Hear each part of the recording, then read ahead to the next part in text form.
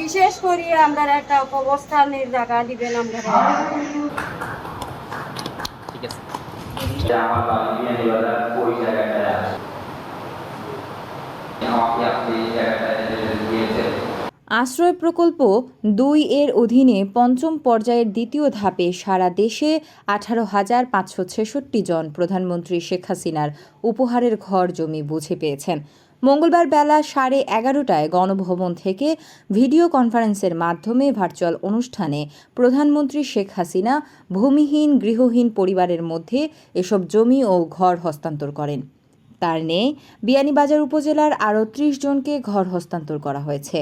ঘর হস্তান্তরকালে উপস্থিত ছিলেন বিয়ানীবাজার উপজেলা নির্বাহী কর্মকর্তা কাজী শামীম, সহকারী কমিশনার ভূমি কাজী শারমিন নেওয়াজ, সমাজসেবা কর্মকর্তা অনুজ চক্রবর্তী, উপজেলা কৃষি কর্মকর্তা লুকমান হেকিম, সমবায় সমিতির কর্মকর্তা কৃষ্ণারানী তালুকদার সহ উপজেলার বিভিন্ন দপ্তরের কর্মকর্তাবৃন্দ।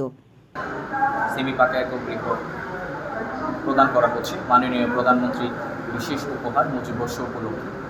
এখানে 3টি স্লটে 10টি করে সর্বমোট 30টি পরিবারকে গৃহ প্রদান করা হয়েছে। মাননীয় প্রধানমন্ত্রী এই গৃহগুলো উদ্বোধন করেছে এবং এই গৃহগুলোর কাজ প্রায় শেষ পর্যায়ে। আমরা গুণগত মান রক্ষা করি গৃহের নির্মাণ কাজ সম্পন্ন করছি। আশ্রয়ণ প্রকল্পের ঘর উপহার পেয়ে বেজায় খুশি উপকারভোগীরা। ঘর হয়েছে, আমরা খুব খুশি।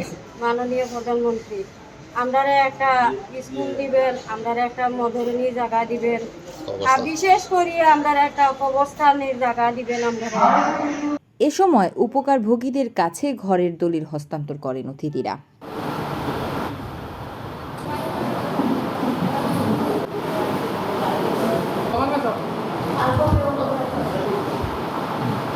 জয়রান কুরজুই, SRI TV. SRI TV, your voice, your media.